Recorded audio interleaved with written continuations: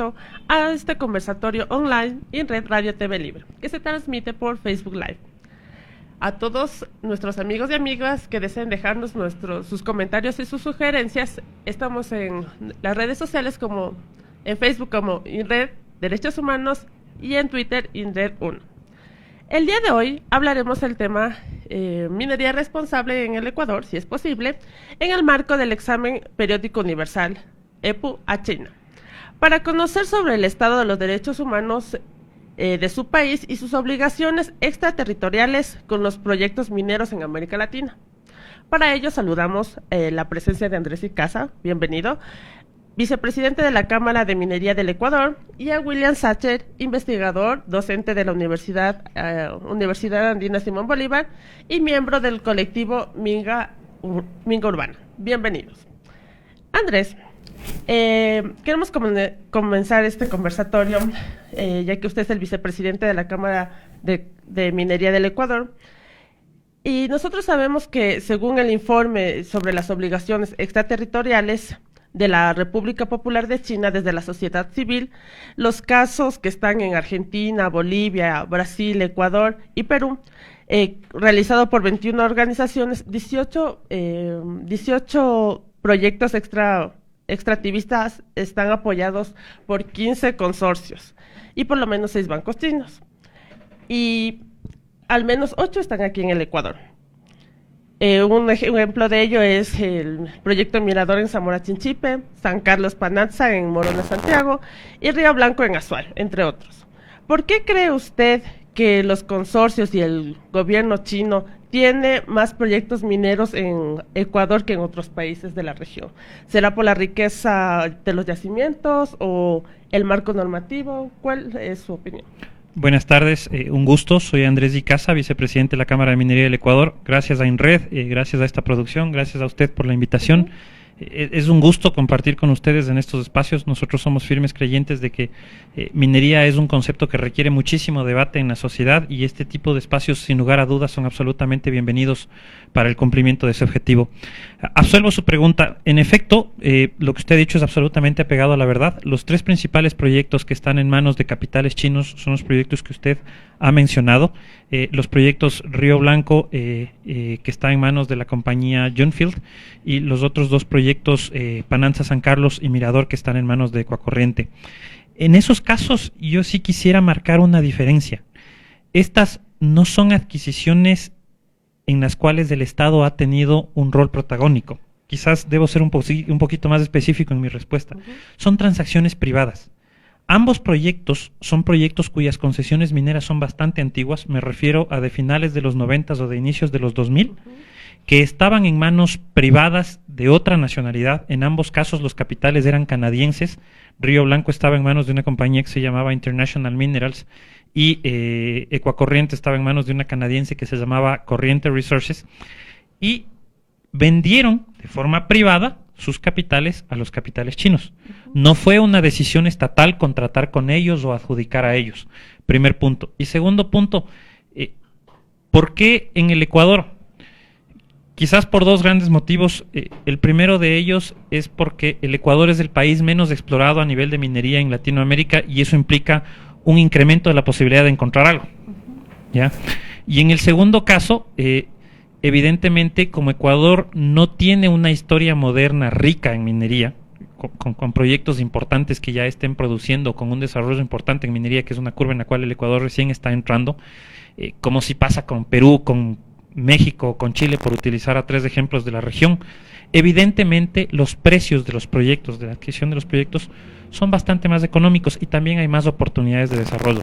De un tiempo acá, me atrevo a decir 2014, 2015, 16 en adelante, la normativa ecuatoriana se ha racionalizado. No quiero decir que no sea exigente, de hecho en materia ambiental y en algunos otros temas el Ecuador es extremadamente exigente, tiene altísimos estándares internacionales, más aún desde la expedición del Código Orgánico del Ambiente.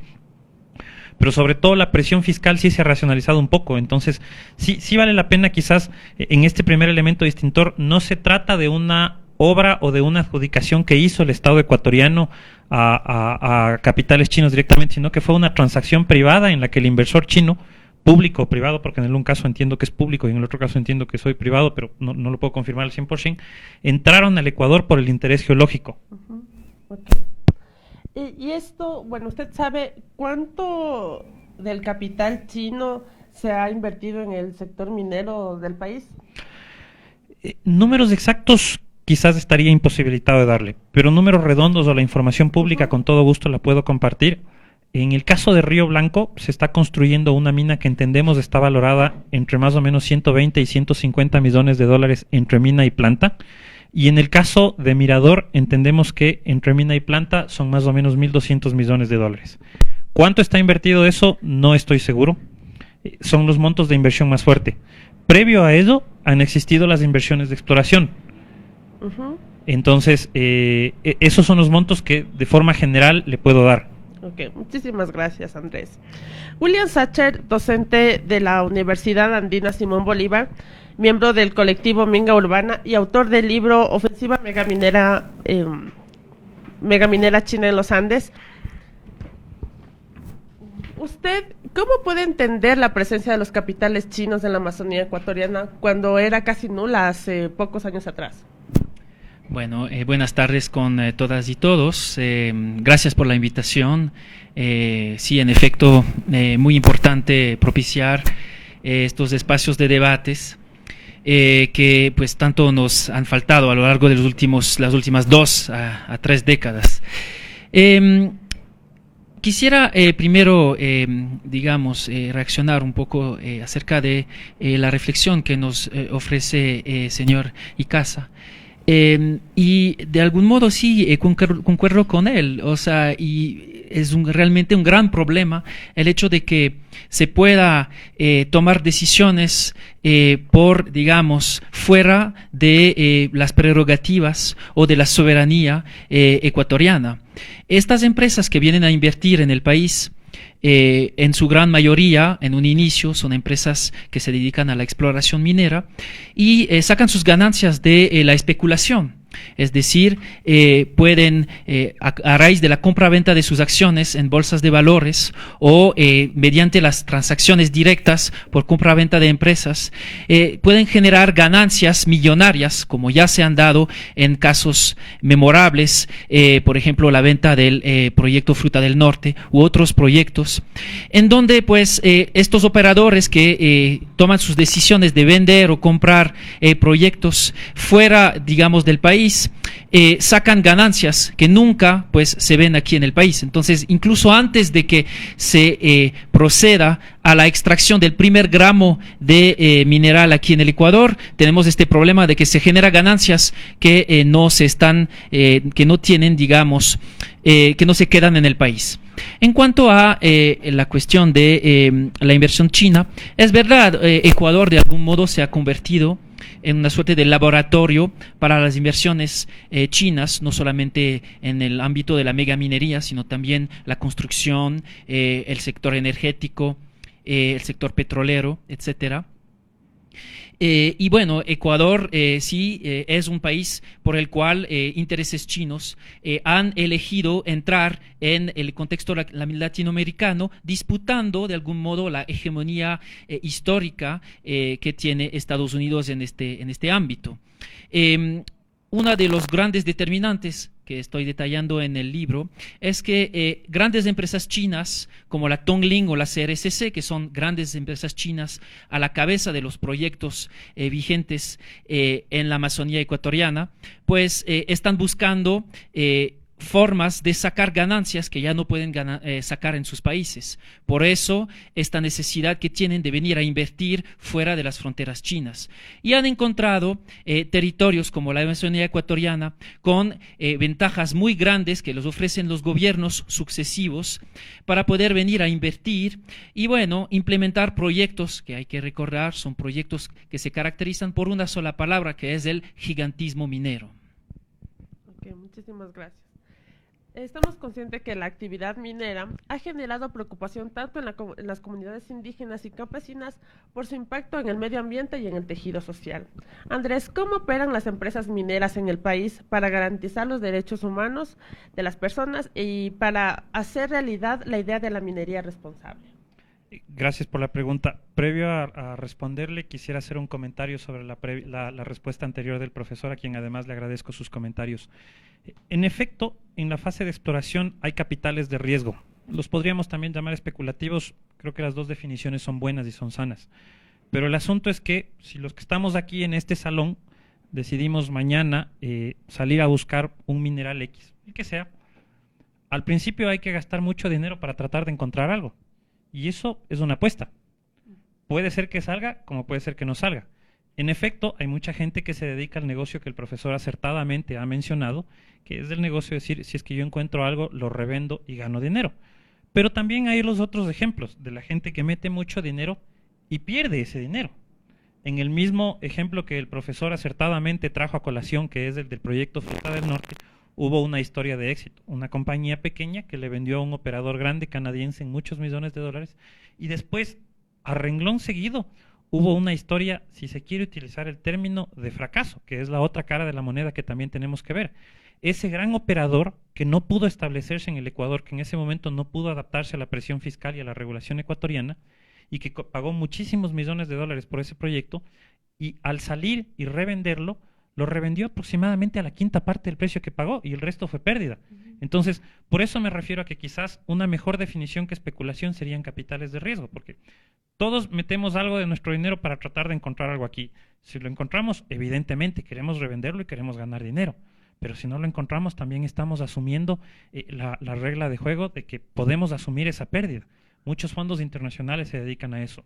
Ese era el primer comentario. Y el segundo, y agradeciendo su pregunta, yo creo que por esencia el concepto de responsabilidad va con el respeto a los derechos humanos, va con el respeto a mi vecino, que es la comunidad a la cual yo estoy ingresando, y también el concepto de responsabilidad va de la mano del cumplimiento normativo. La normativa ecuatoriana, como le decía en mi primera intervención, es bastante exigente en algunos temas. Tengo permisos que tengo que sacar para lograr la operación. Evidentemente, lo primero y lo lógico es tener un título minero que me permite ejercer actividades mineras. Después tengo que tener una licencia ambiental, tengo que tener una certificación de aguas. De ser el caso, tengo que obtener un certificado de la institución del patrimonio o cualquier otro permiso de acuerdo a lo que dice el tercer inciso de la ley de minería. Pero sobre todo creo que el gran desafío, y es un desafío que actualmente se está logrando, es tener compañías que sean amigables con la comunidad y que entiendan que son un actor más en la comunidad. Creo que el otro desafío que tienen las compañías, y en este caso también tomo las palabras del profesor, no solamente en materia minera, sino en materia extractiva, es dejar de lado esa filantropía o ese mecenazgo que lamentablemente heredamos de la industria petrolera de los 80s y 90s, donde simplemente era, a ver, ¿qué quieres para que me dejes trabajar? ¿Quieres una escuela? ¿Quieres un hospital? Toma la plata y punto. En realidad no ayudabas a la comunidad a desarrollarte. Entonces ahora te conviertes en un actor comunitario en el cual le ayudas a la comunidad con otras cosas. Cierto es, tú eres el del músculo financiero, tú eres el del músculo político en esa comunidad y tienes que hacer valer eso ante el gobierno y ante todo el mundo. Pero eres un actor más de la comunidad, eres un miembro más de la comunidad y en ese sentido tú tienes que ser respetuoso de tu vecino. Las compañías empiezan a entender que la mejor forma de que las cosas vayan bien es durmiendo en paz con tu vecino. Entonces, en ese sentido, menos mal, tenemos ahora operadores, al menos en el sector minero, con altos estándares internacionales, que entienden esas prácticas y que lo empezamos a ver en el día a día, que inclusive muchas veces entienden que su rol no es sustituir al Estado, no es construir una escuela, no es construir un hospital, sino ayudar a que las cosas se den, a que si el Estado construye un hospital, la compañía puede ir con una parte de la equipación, o puede poner una ambulancia, o puede ayudar a hacer campañas de salubridad y temas así. O sea, ser un actor positivo que le eleve la calidad de vida a la comunidad. Entiendo. Pero las comunidades argumentan que no se ha respetado su derecho a la consulta previa, libre e informada que garantiza la Constitución y muchos instrumentos internacionales que el Ecuador ha suscrito. ¿Cómo podemos hacer que esto, se cumpla? No sé? Concuerdo con su pregunta y concuerdo con la afirmación de muchas comunidades. Recordemos que esa no es una violación que comete la compañía minera. Esa es un problema estatal.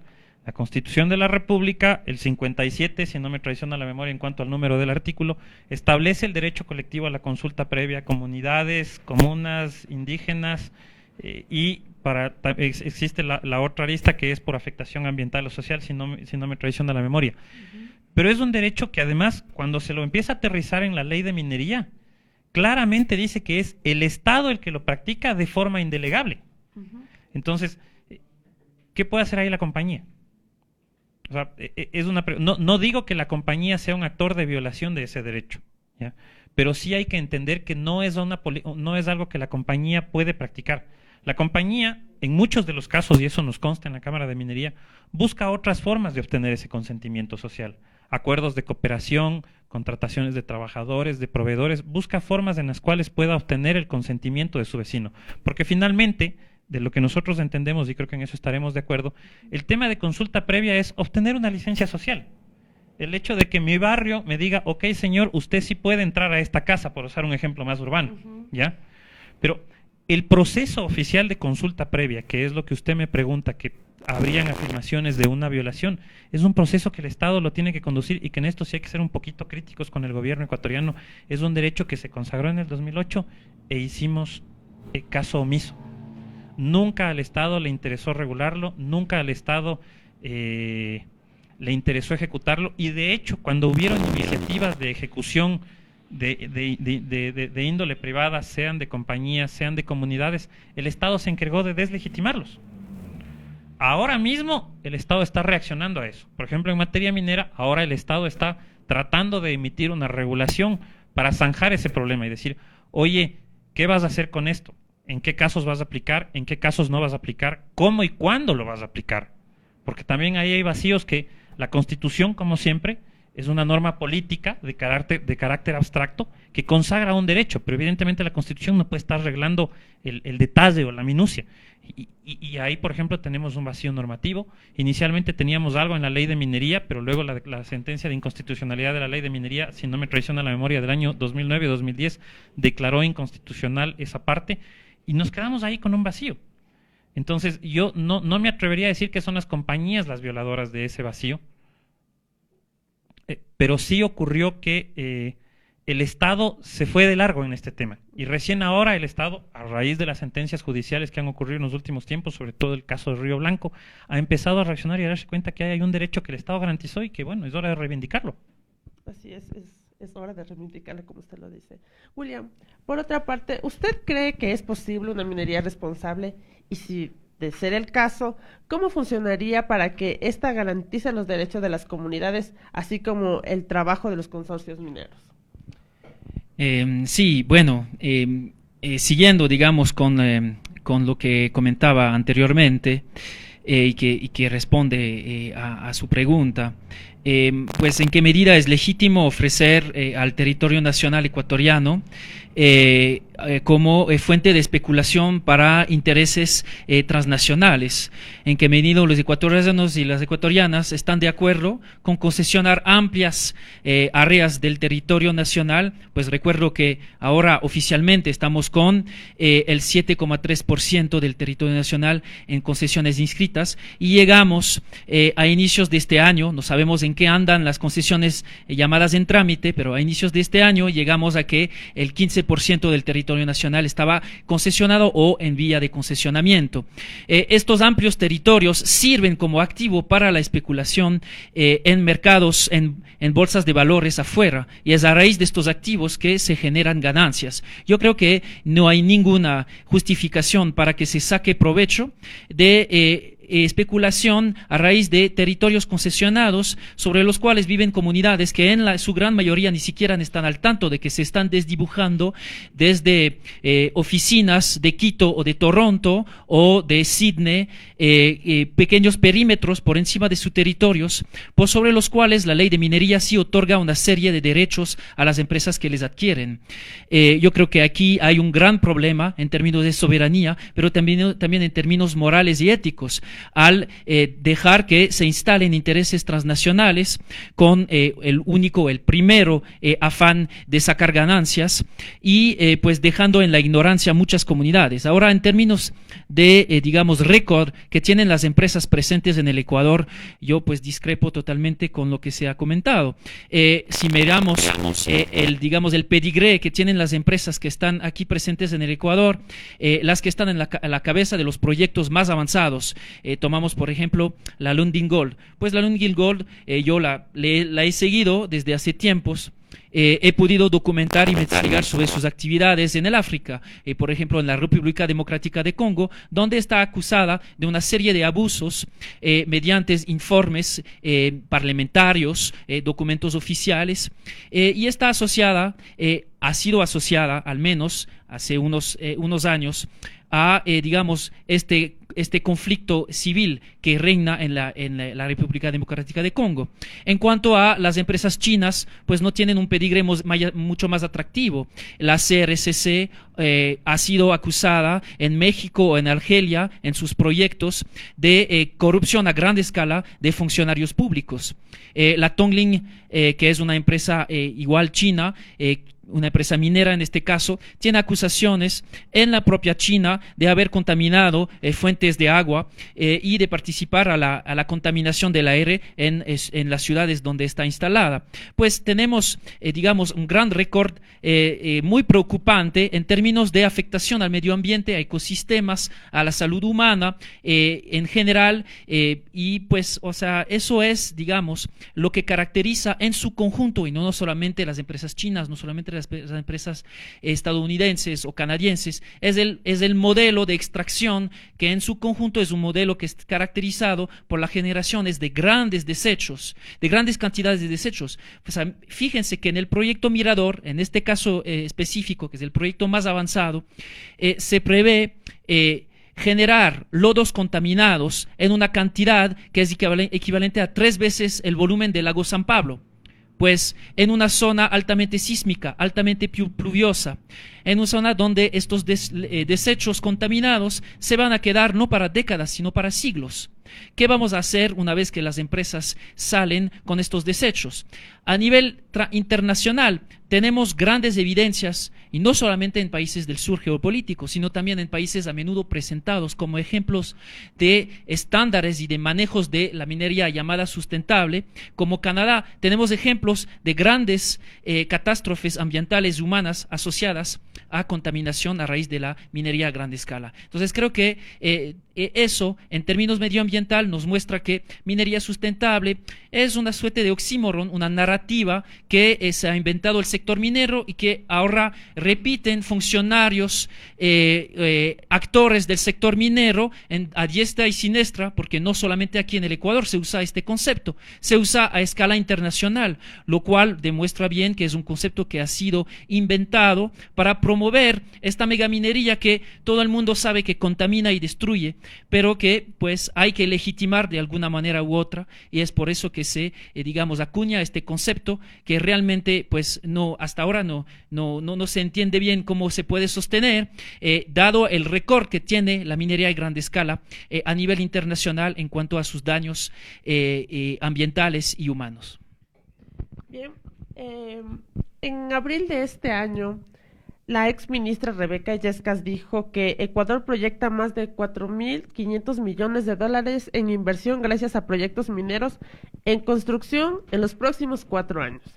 William, la minería aporta a la economía ecuatoriana. ¿Cómo reemplazar estos ingresos si pedimos o si se pide parar la actividad minera? Esta aseveración que consiste en decir que la minería aporta, habría que ver en qué medida. Pues yo creo que es todo un tema de investigación. Porque claro, se puede, contabilizar digamos, los montos de inversión. A mí nunca me ha parecido, digamos, una forma adecuada de presentar la contribución potencial de algún actor transnacional. Me parece que mejor considerar pues la riqueza que eventualmente se produce y en qué medida se está quedando, y a costa de qué también se produce el eventual valor que se produce. Si miramos, digamos, los costos, los gastos, las pérdidas que implica la megaminería en general, y hacemos las sumas y las restas, es muy probable que nos quedemos con unas pérdidas muy importantes para los ecuatorianos y las ecuatorianas. Fíjense que además de los daños ambientales, de los lodos contaminados que se van a quedar, de las fuentes de aguas contaminadas para décadas, sino siglos, de las poblaciones desalojadas, de los traumas psicológicos asociados a la implementación de estos modelos industriales en zonas altamente sensibles culturalmente y además megabiodiversas. Pues se suma a eso el hecho de que en general las grandes corporaciones o las empresas transnacionales, ya sea privadas o públicas, son campeonas en la evasión fiscal, pues se queda muy poco de lo prometido en términos de montos y de riqueza que se quedaría en el Ecuador. Hay que recordar que se va a seguir el mismo modelo que se ha seguido para el petróleo, es decir, se va a extraer el mineral en bruto y no se le va a procesar aquí en el Ecuador, es decir, no se va a sacar el mayor valor agregado aquí en el Ecuador, sino que se va a exportar este mineral en otras partes donde sí se extrae el mayor valor agregado. Entonces, estamos siguiendo el mismo modelo de siempre de proveer de materia prima a otros países donde se valora esta materia prima y se saca la mayor riqueza, y aquí nos quedamos con los grandes impactos, y en este caso, el caso de la megaminería, creo que no dimensionamos, y eso es muy importante, no dimensionamos la dimensión de los emprendimientos que se quiere hacer. ¿Ya? Estoy hablando aquí, por ejemplo, de 3 veces el lago San Pablo en términos de desechos líquidos, pero también en términos de desechos sólidos hablamos de 5 veces el Panecillo, y eso es solo para un proyecto minero, que es el proyecto Mirador, y hay muchos más. El proyecto Panamá San Carlos se prevé que sea al menos 1,5 veces más grande que el proyecto Mirador. Entonces, estamos por generar agujeros en todas nuestras cordilleras, en las cabeceras de las cuencas o en zonas de páramo, como es el caso de los proyectos en el Azuay, y estamos poniendo en peligro las fuentes de agua, digamos, de una gran parte de los ecuatorianos y las ecuatorianas. Muchas gracias. Andrés, pero ¿qué significaría para el sector minero la cancelación o la no entrega de concesiones mineras en el país? Bueno, un par de precisiones sobre la intervención del profesor. Primero, es importante entender que el Ecuador ha evolucionado como Estado. Ahora, por ejemplo, cuando existen traspasos de acciones bajo esta premisa especulativa que ya previamente dijimos que quizás no era un término apropiado, el Ecuador, el traspaso sea aquí o sea en el extranjero, grava impuesto a la renta. O sea, el Ecuador se lleva una parte de eso. Número uno. Número dos, recordemos que el artículo 408 de la Constitución dice que el Estado ecuatoriano en materia de operación de cualquier recurso natural, telecomunicaciones, electricidad, agua, gas, petróleo, minería, se lleva al menos del 50% de los beneficios, y eso se lo hace a través de la contabilización de todos los impuestos, no solamente de uno u otro. Entonces, si valoramos la tasa de retorno que tiene el Estado ecuatoriano, es verdaderamente alta.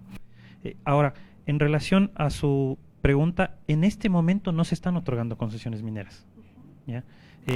Hubo una apertura del catastro minero y un proceso de otorgamiento de derechos mineros que fue conducido entre los años 2016 y 2017, y déjeme decirle que fue un proceso bastante sano, bastante pulcro, bastante transparente, porque el sistema de puntuación que creó el Estado ecuatoriano fue un sistema de puntuación binaria, que no generaba focos de corrupción o trataba de no generar temas de conflictos de interés, y cuyo único carácter decisor era el compromiso de inversión en exploración, es decir, cuánto dinero, nuevamente, bajo lo que dijimos en la primera intervención, se quedaba aquí. Entonces, mire, para una compañía minera, evidentemente el hecho de que se deje de dar concesiones mineras no es buena noticia, porque cierra la oportunidad de buscar más oportunidades de negocio, valga la redundancia.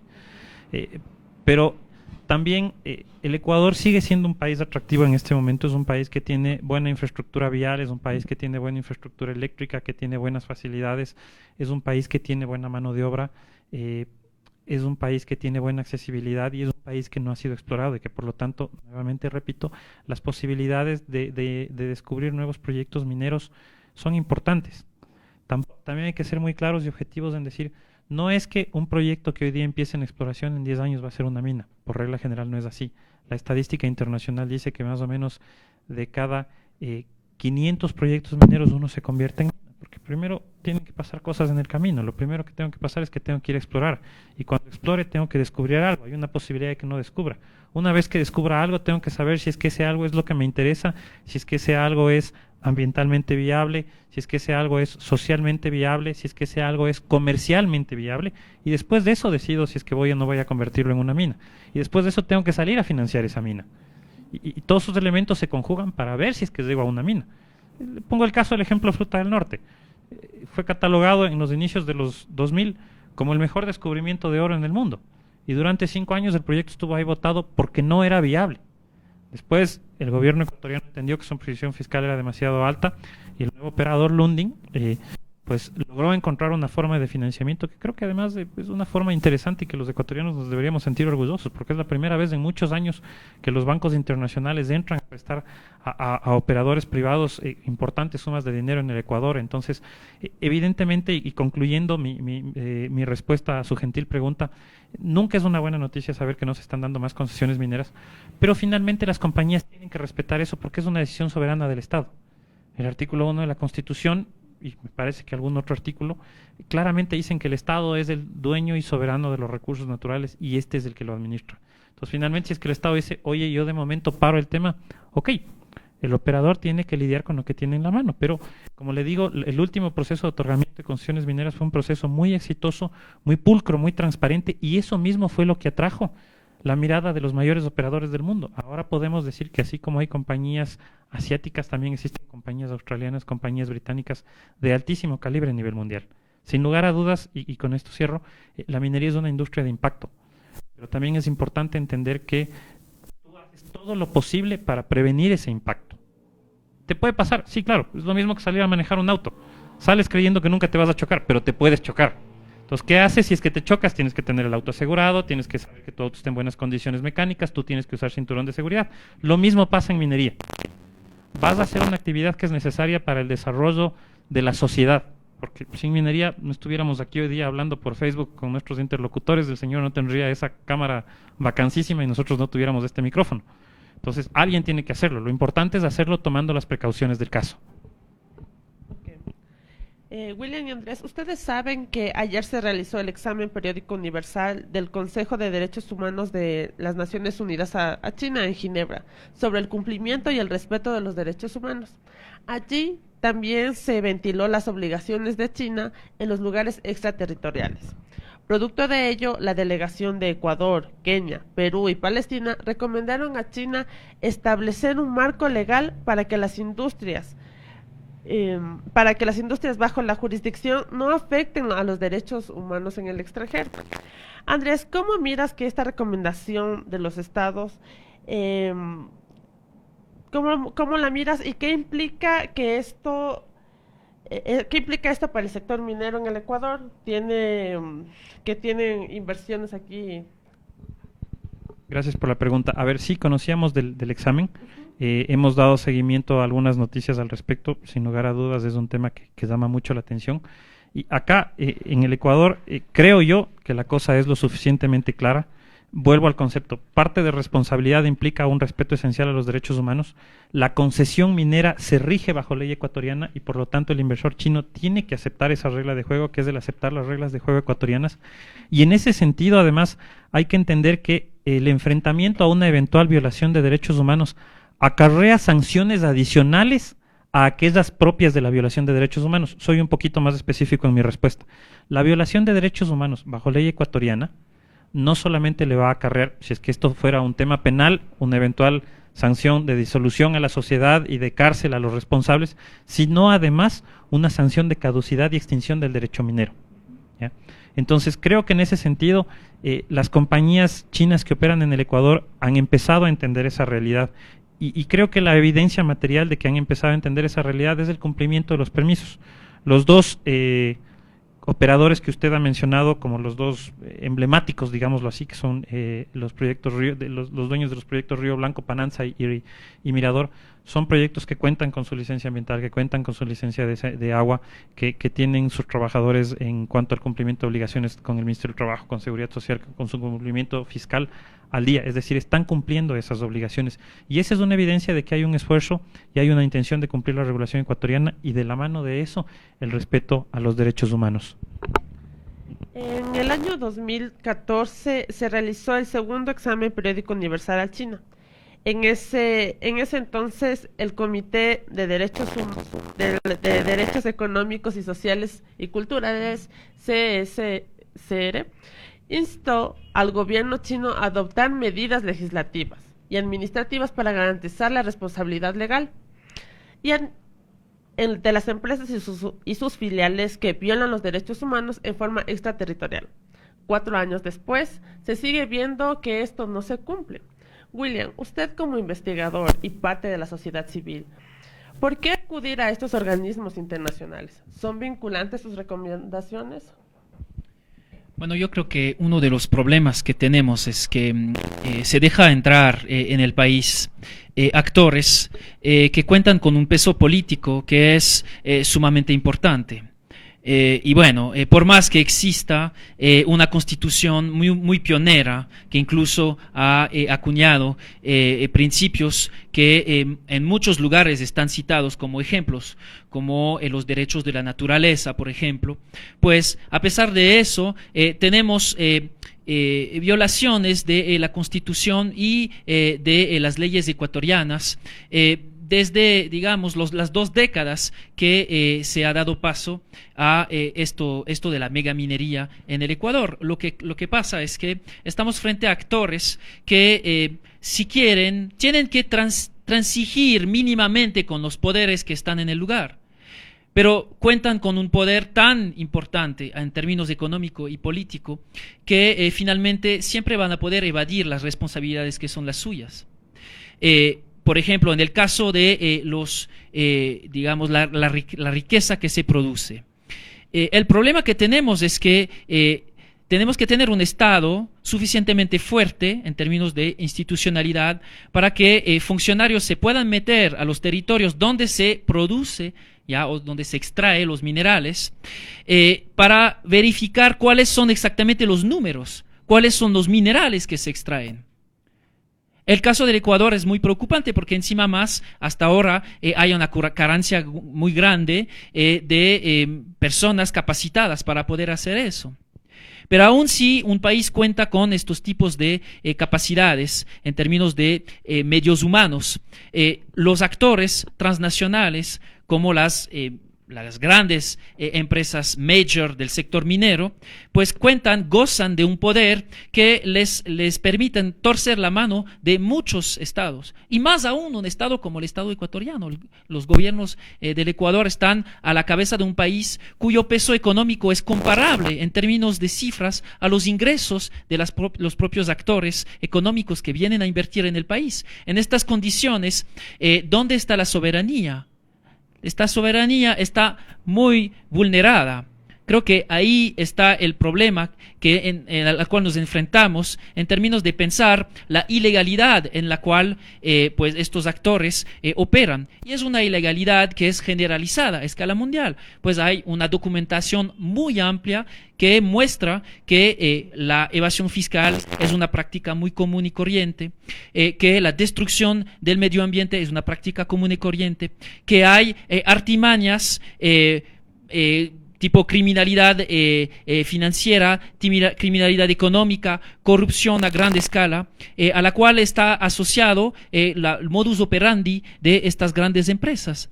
Yo creo que hay que tomar consciente de ello, y creo que sería ser muy iluso creer que en el Ecuador vamos a hacer excepción a estos tipos de prácticas que son generalizadas a nivel planetario. Lo que tenemos es que si Ecuador se quiere mantener como jurisdicción atractiva para estos actores económicos, pues tiene que mantener estándares como los mismos estándares que se manejan en las otras jurisdicciones. Y en estas otras jurisdicciones, estas empresas encuentran la posibilidad de evadir sus responsabilidades, ya sea ambientales, ya sea sociales, ya sea en términos de respeto de derechos humanos. Entonces creo que ahí está el nudo del problema. Y las empresas chinas no respetan los llamados derechos humanos, pero no hay otros actores que lo respetan más que las empresas chinas. Es solo un problema asociado, un problema estructural asociado al tipo de actor, el tipo de negocio que se está haciendo y el motivo primero de estos actores, que es sacar ganancias millonarias a costa de poblaciones oprimidas, desalojadas, despojadas de sus tierras, de sus culturas, despojadas de sus ecosistemas. Bueno, no tenemos mucha posibilidad desde la sociedad de operar. ¿Por qué? Porque tenemos actores que son capaces, mediante muchos tipos de medios, incluyendo medios muy condenables, que pueden ir hasta arrendamiento, que puede ir hasta amenazas y que puede ir hasta desaparición de líderes opuestos a la megaminería. Recordamos que aquí tenemos un caso de asesinato de un líder histórico, José Tendenza, en el sitio del proyecto Mirador, que hasta ahora no ha sido resuelto. Pues hasta ahí se puede llegar en términos de imposición, de violencia, y de irrespeto y de ilegalidad. Entonces creo que estos actores tienen la capacidad de actuar en perfecta impunidad, y eso está asociado al gran poder político y económico del cual gozan. Muchas gracias, William. Como ustedes saben, este 15 de noviembre se prevé que llegará a Quito la marcha antiminera, que pide el cese de la actividad minera y el cese de concesiones y las no concesiones, como en el caso de Bolívar. Andrés, ¿se reunirán con los dirigentes que están viniendo en la marcha para llegar a acuerdos o para resolver alguna situación de las empresas y las comunidades? Gracias por la pregunta. Sí, estamos conscientes de que la marcha viene, la marcha organizada por CONAIE y Ecuarronari, o liderada al menos por ellos. No hemos recibido ningún requerimiento de parte de ellos, o sea, entendemos que el petitorio de ellos es hacia el gobierno, y nos parece lo lógico, porque finalmente el gobierno es el administrador de los recursos mineros, de los recursos naturales. Sin embargo, de parte de las compañías, yo creo que por regla general ahora existe mucha apertura al diálogo. Yo, en ese sentido, creo que, como le decía, ha habido una evolución en la interacción social y en la interacción cotidiana entre la compañía y la comunidad.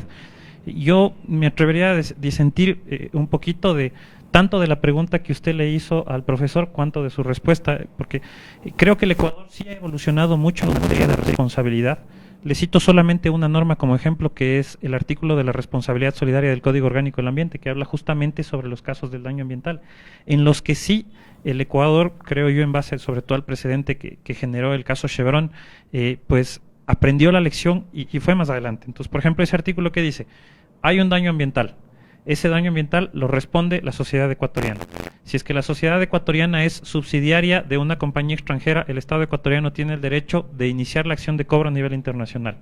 Responde el administrador solidariamente con su patrimonio.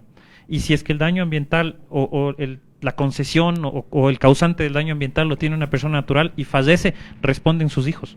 Entonces, estamos levantando una bandera roja al mercado internacional diciendo, oye, si vienes y te metes al Ecuador y causas un daño ambiental, la vas a pagar, y la vas a pagar en serio donde estés. Entonces creo que eso, como ciudadanos ecuatorianos, todos los que estamos aquí, es algo sano saber que existe. Sabemos que el Estado ha hecho su rol en ese sentido, y creo también que es importante, al menos en el sector minero se ha sentido un elemento que también respetuosamente me permito disentir con lo que ha dicho el profesor, que es el fortalecimiento de las instituciones. Ahora, sobre todo en materia minera, las instituciones de regulación y control, el Ministerio del Ambiente, el Ministerio de Energía y Recursos Naturales, son bien plantados, ¿no? Esta afirmación de que le pueden quebrar la mano a alguien, me parece una afirmación un poquito desapegada a la realidad. Mire, retomando el tema de uno de los proyectos que hemos mentado en esta conversación, que es el proyecto Mirador, el Ministerio del Ambiente encontró inconformidades en su permiso ambiental.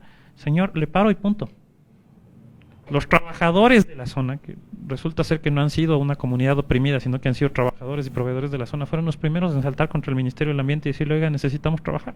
Y el Ministerio del Ambiente, y hay una evidencia en el diario El Comercio, una noticia muy fuerte, en ese momento del ministro Tarcisio Granizo, que era el ministro del Ambiente, que dice, sáquenme a 100.000 gentes, no solo a las 14.000 gentes de Tundaime.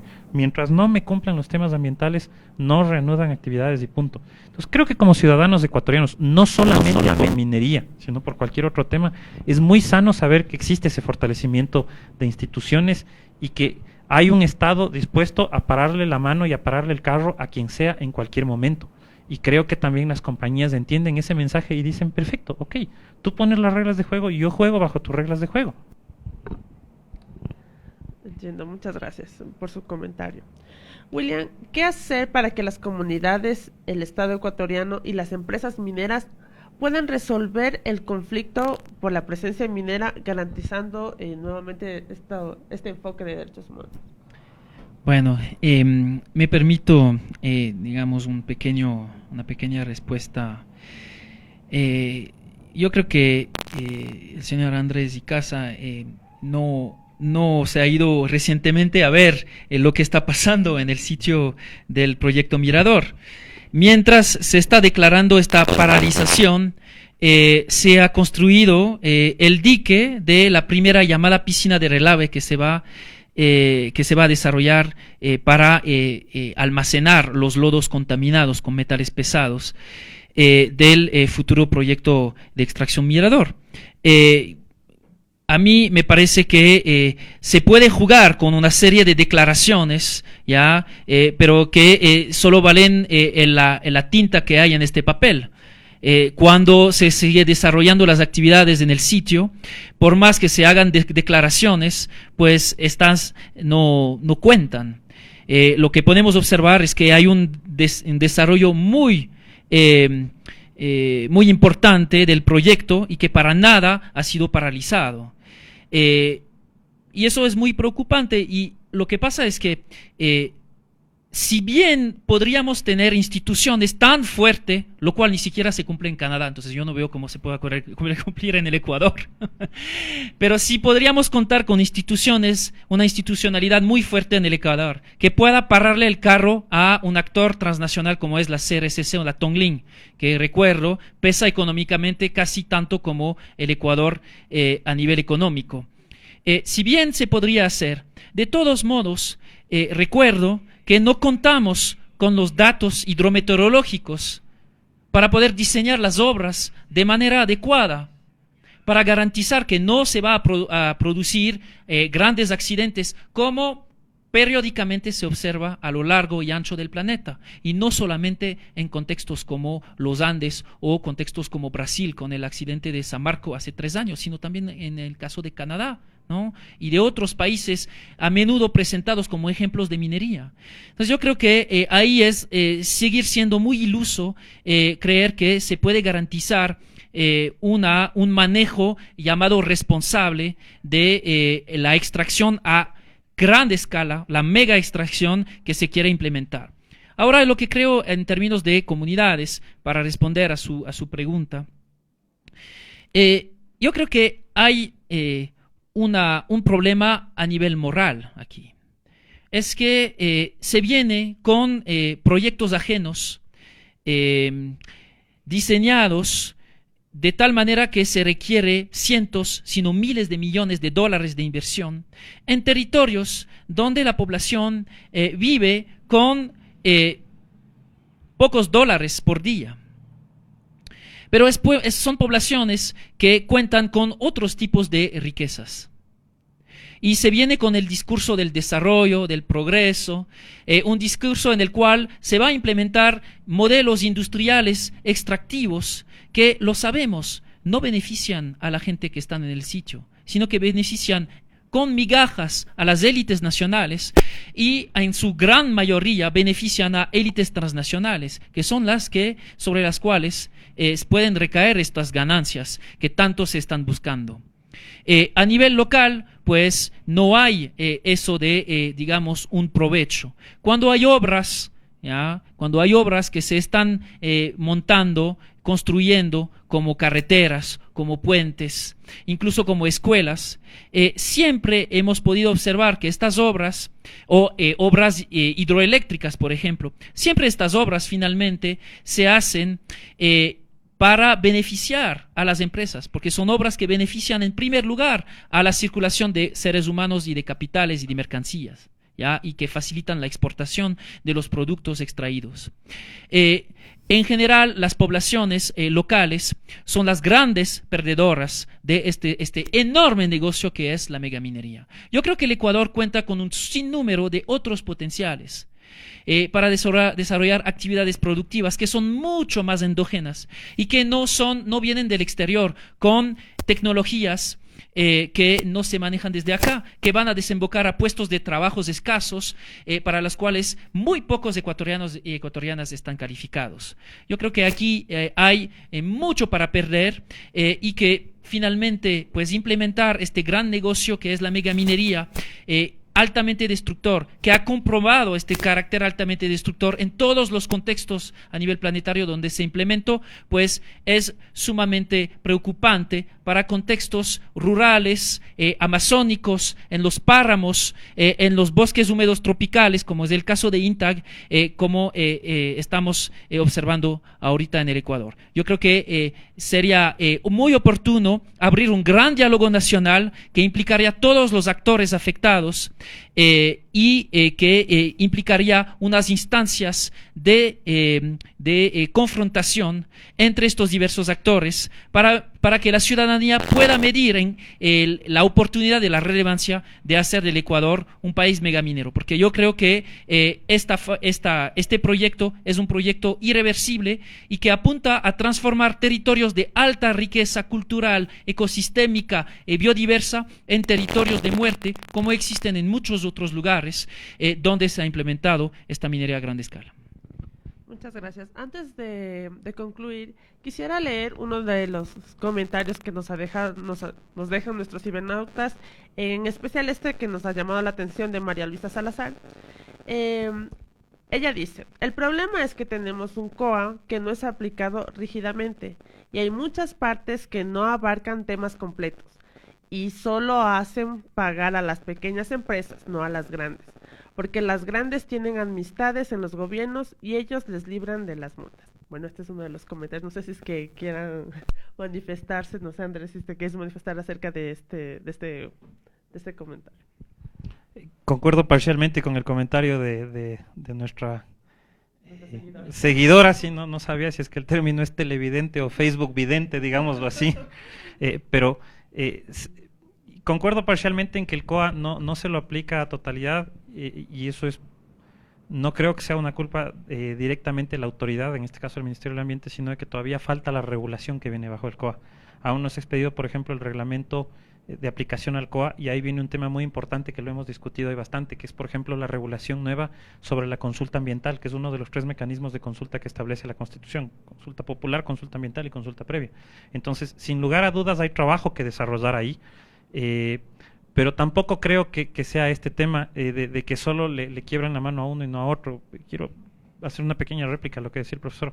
En Ecuacorriente, en el proyecto Mirador, una parte de la obra sí está funcionando porque la suspensión no fue definitiva, fue parcial. Y la otra parte no está funcionando porque sigue suspendido y el Ministerio del Ambiente ha sido muy rígido en eso. Entonces, sí es importante entender eso. O sea, en verdad las autoridades ambientales están haciendo un buen trabajo y creo que es importante también entender que el Ecuador sí se está fortaleciendo en las instituciones porque entiende que tiene a interlocutores fuertes, potentes, con los cuales la única forma de hacerlo es con mano dura y haciéndoles entender que las cosas se hacen, digámoslo así, a la manera ecuatoriana, es decir, bajo la regla ecuatoriana. Okay. Lo tengo. Para concluir, quisiera hacerles una última pregunta a Andrés y a William. ¿Es posible realmente parar la minería en el Ecuador? ¿Y cuáles serían las consecuencias si es que el caso hipotéticamente pues se parara la minería? Sé que se han manifestado sobre este tema, pero puntualmente para terminar, ¿cuáles serían las consecuencias si es que se parara la minería? Usted decide. ¿Quién tiene la última palabra? No, hoy los dos vamos a responder, yo voy a hablar al final. Entonces, así que está bien. Por favor. Bueno. Pues yo creo que uno de los, digamos, de la dimensión del riesgo, ¿ya? Que implica el hecho de venir a invertir para estos actores que son las empresas transnacionales mineras, está asociado a la resistencia de pueblos que de una manera u otra entienden que este negocio solo les va a perjudicar, o en gran medida les va a perjudicar. Yo creo que de ahí viene también el gran riesgo que tienen estos inversionistas para estos millones, estos cientos de millones de dólares que invierten en sus proyectos. La resistencia a la megaminería en el Ecuador ha sido tan fuerte que hasta ahora, después de casi 25 años, incluso más si contamos los primeros intentos de documentación, las primeras exploraciones iniciales que se hicieron en los años 80, pues hasta ahora el Ecuador no ha extraído un gramo mediante este proceso, digamos, industrial a gran escala, como se le quiere implementar. Pues hay muchos determinantes que llevan a que tome tanto tiempo. Pero uno de los grandes determinantes ha sido el rechazo de muchos pueblos indígenas, campesinos, pueblos rurales, a este modelo industrial que se le quiere imponer. Y un modelo que implica, repito, desastres ambientales, desalojos violentos. Ya hemos tenido ejemplos en el caso del proyecto Mirador, en el caso de proyectos Pananza San Carlos, con una ocupación militar masiva, una declaración de estado de excepción de 2 meses en la provincia de Morona, Santiago, suprimiendo todas las libertades democráticas, provocando huidas de muchos líderes en la selva, implicando la criminalización de la protesta social, de los actores críticos. Pues todo eso demuestra que tenemos aquí en el Ecuador una conciencia de que eso no es la vía para el futuro del país. Y se decide en cenáculos elitistas aquí en Quito, pero también sobre todo en Toronto, en Sydney, en Londres y otros lugares, acerca del futuro de los páramos y de las selvas y de los bosques ecuatorianos, sin que haya, digamos, una voz para los pueblos que son más afectados por estos megaproyectos que una vez más han comprobado su carácter muy catastrófico, peligroso en todas las partes donde se ha implementado. Entonces creo que ahí es también una señal para el gobierno actual, una señal para las empresas mineras, que los pueblos siguen de pie. La marcha que está en camino y que va a llegar a Quito la próxima semana, pues demuestra que esta resistencia no se apaga. Una resistencia que está presente en Río Blanco, una resistencia que está presente en Mirador, en Pananza San Carlos, en Intac, donde hay nuevos proyectos que apuntan a configurar de este territorio tan hermoso un distrito minero lleno de agujeros. Yo creo que muchos ecuatorianos y ecuatorianas no quieren eso, y es por eso que hasta ahora se ha resistido. Creo que hay que seguir manteniendo la presión sobre el gobierno, y yo creo que hay que estar muy atento a la nueva modalidad que se ha adoptado por parte del gobierno, que ha apostado al diálogo, pero que para mí es solo un cambio de método para llegar a los mismos fines, que son de transformar en el Ecuador en un país megaminero. A ver, yo veo la otra cara de la moneda, como ha sido la característica en este diálogo. Para mí, el parar la minería trae varias historias. Trae la historia de que muchos millones de dólares van a dejar de entrar a una economía dolarizada que no puede imprimir su propia moneda y que necesariamente tiene que captar inversiones para mantener circulante. Trae la historia de la gente que ya trabaja y que gana un mejor sueldo, que se va a quedar nuevamente en el desempleo.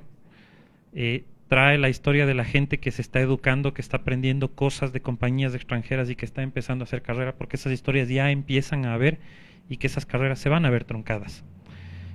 Entonces, no creo que sea algo dable. Creo que el Estado entiende el rol que esta industria tiene ahorita en economía y va a tener en el futuro en economía.